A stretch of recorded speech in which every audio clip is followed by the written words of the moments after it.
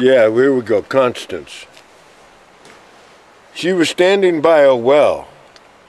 A ferment emanated up from its deep, dark bottom.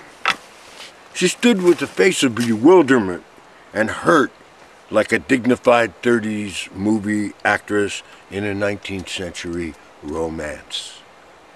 He drank from the well, and his honor became all ego. He could see and hear himself an embarrassing fool. He could witness his silliness prolonging into senseless tragedy the more he drank and drank and drank. Why did she take interest in this hapless and deluded rogue? She was not normally drawn to uncouth exuberance. She would cure him, make a worthy out of him, Galatea him grace. She would cure him. For a payment, she would allow him to be her personal weapon. And he tried. He thought he'd worse than died. Disappeared. No one holding the subway strap. Subway car, you can see it all, but you're not in it. He tortured himself, felt so violated, worked on his beliefs as if they were mistakes. Yet the cure would not take. He told her, "Sour is this soaring." She said, "It is what you are not saying." He exhaled. "Perfectly good air is making me sick. Relinquish your inguinal hold. Love me for what I am." Love you? Me? Show me what you have. She chuckled, shook her head like one does at a hapless fool. He calls out to an imaginary throng, "Pasternak your milk of magnets! I have not lost my mind. I have the techniques mastered to commence the remodeling of the world into my hometown and the forests of my prepubescence. The world will be Brooklynized." He had no idea what he was saying as he tried to please her and keep his identity. He must be able to identify himself. His greatest fear was he might not. He wanted to please her, and lo and behold, this displeased her. And he knew this, and just wanted to maintain mind, wanted a miracle to keep his pride. Even if fiction, he wanted something to tell himself.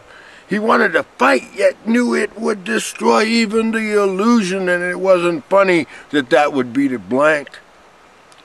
He tried begging, knowing that never done anyone any good. How could there be a subway car and no one holding the strap where he was holding? She laughed, she mocked, she scorned, she had derision. And she rallied and she railed, and her tongue became a precise wrist on the end of an acid whip made of buffalo hide. You can't have life like a movie. Skills are not your problem. Attitude is. He murmured, "Cremate all the movies. Go back to 600 BC. Start all over. I'll be there, and I'll be useful." She, "Oh ho, you want mermaids and goddesses who have the hots for you just because you're some special average guy?" Appalachia is all he says, Appalachia. It takes more than that, she's going to let him know. He is of an inferior race. He is a male who has not learned to love his feminine nature. He is the cause of random violence.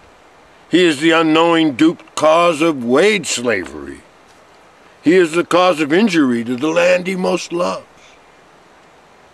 He is plagued with corny dreams that lead to death, the pathological ungrownness of men.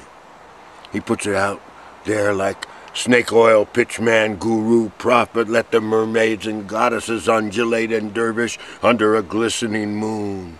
Let loose Salome explain all the dreams of all corny men. Let the bridge be built. Leave me something when you leave, but please don't go. Not just yet. She thought, what a strange habit. A woman with my intellect, my history, my desirability, my knowledge of the exotic, erotic culture within a culture. I can afford to treat a man-animal like him with a cold hand. I am coming to enjoy his resiliency.